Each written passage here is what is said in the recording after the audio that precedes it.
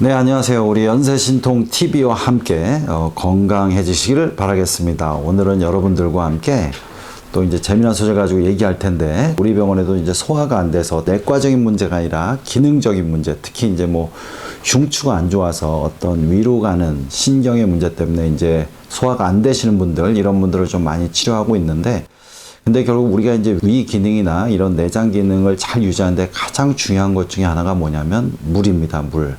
우리가 몸에 충분한 수분이 있어야 몸의 신경계 활성화되고 그 다음에 이제 혈액순환이 잘 됩니다. 그래서 이제 물을 좀 많이 드시는 게 좋습니다. 그래서 보통 이제 하루에 가능하면 1리터 이상, 대신에 한 2리터 정도의 물을 드시는 게 좋으니까 가능한 물을 많이 드셔야 전체적으로 몸이 전체도 좋지만 내장 기능도 많이 좋아진다는 걸 알고 계시고, 그런데 이 물을 그냥 드시는 게 아니라 잘 드셔야 본인의 몸에 맞는 좀 보약이 될 수 있는, 몸을 더 건강하게 만드는 그런 물을 드시는 방법을 잘 알고 드시는 게 중요합니다. 그래서 이제 그 부분을 좀 설명드리려고 합니다. 우리가 이제 식사 후에 물을 잘 먹게 됩니다. 입을 뭐 가시려고 마시기도 하고 뭐 여러 가지 이제 식사 후에 이제 입을 좀 헹구는 느낌으로 그다음 물을 같이 먹게 되는데, 식사 후에 먹는 물은 좀 약간은 조심하셔야 됩니다. 식사를 하면 음식물이 막 들어가죠. 위에서 음식물을 막 소화시키려고 이제 소화액이 막 나오면서 위가 막 움직이게 됩니다.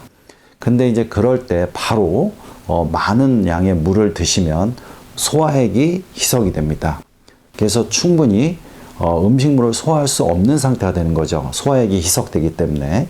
그러면 당연히 소화도 잘 안 되고 음식물이 위에 더 오랫동안 저류가 되고 위에 부담을 줍니다. 그래서 우리가 이제 식사 후에 바로 많은 양의 물을 드시는 건 상당히 좋지가 않습니다. 그래서 우리가 이제 그러면은 이제 보통 식사 후에 바로 드시는 게 아니라 사람마다 소화시키는 능력이 좀 달라요. 이제 위기능이 되게 좋은 사람들은 30분 정도면 이제 많은 양이 소화가 잘 되지만, 어떤 분들은 뭐 1시간 정도 지나야 겨우겨우 소화가 되시는 분이 있습니다.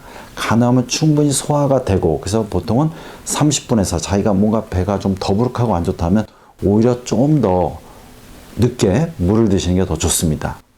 자, 근데 너무 뻑뻑한 음식을 먹었는데 물을 안 드신다. 그것도 물에 부담을 줘요. 그럴 때는 물을 슬쩍 좀 드셔야 됩니다. 너무 뻑뻑한, 예를 들어서 뭐 찹쌀떡을 먹었다든가 이제 뭐 과자류 같은 걸 먹었는데 목이 막 맥힌다. 그럴 때는 이런 부분이 다 이제 들어가면서 점막에 오히려 이렇게 부담을 주기 때문에 약간은 편하게 내려가게 만들기 위해서 소량의 물을 드시는 건 좋습니다. 그런 거는 상황에 맞춰서 잘 드셔야 됩니다.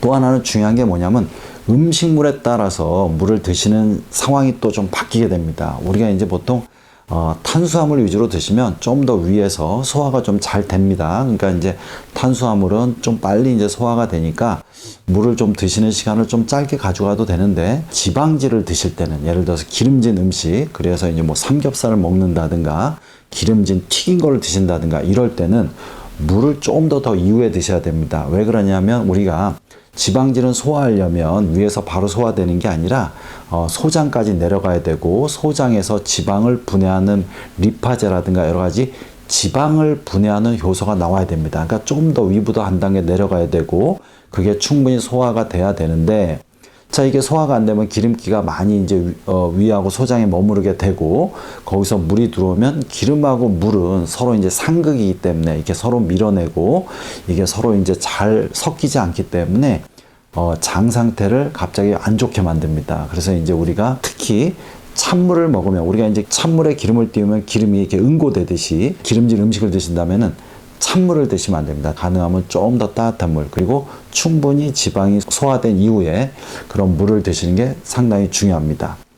자, 그리고 여러분들이 또 중요한 게 뭐냐면, 이게 물 중에도 우리가 요새는 점점 사람들이 이제 뭐 탄산수를 드시기도 하고 그러는데, 탄산수도 되게 몸에 잘 이용하면 좋습니다. 왜냐하면 특히 이제 천연 탄산수 같은 경우는 여러 가지 미네랄이 같이 있기 때문에 몸에 도움을 주고, 탄산은 위로 들어와서 약간 안정화시키는 작용을 합니다. 그게 뭐냐면 부교감 신경을 활성화시키는 거예요. 그러니까 부교감 신경은 또 소화 기능을 촉진하기 때문에 탄산수를 적절히 조금 드시는 거는 위 기능을 좋게 할 수 있습니다. 요새는 이제 천연 탄산수만이 아니라 인공 탄산수가 많기 때문에 그런 경우는 이제 이산화탄소를 과하게 많이 이제 압축해서 넣어놓죠. 그러면 이제 트림이 나는데, 역류성 식도염이나 이런 게 있으신 분들은 그렇게 또 탄산음료를 많이 드시면 식후에 오히려 약간 이제 역류를 촉진할 수가 있기 때문에 가능하면 이제 영성 식도염이 있거나 그러시면 소량의 탄산수를 드시고 가능하면 천연 탄산수 정도를 드시는 게 좋습니다. 그래서 이제 탄산수도 약간은 적절히 이용하면 부경신경을 항진시킨다는 걸 알고 계셔야 됩니다.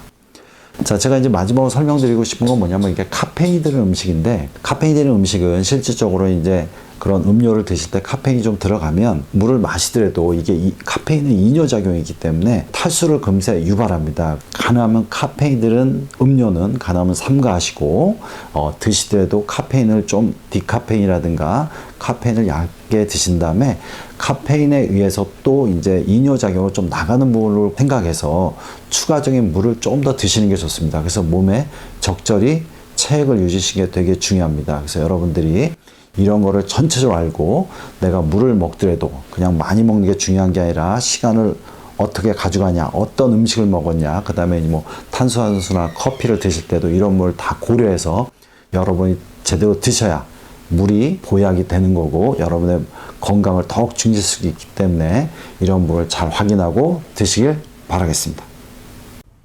예, 연세신통TV 여러분 구독해 주시고요. 여러 영상이 있습니다. 이렇게 참조해 주시기 바랍니다.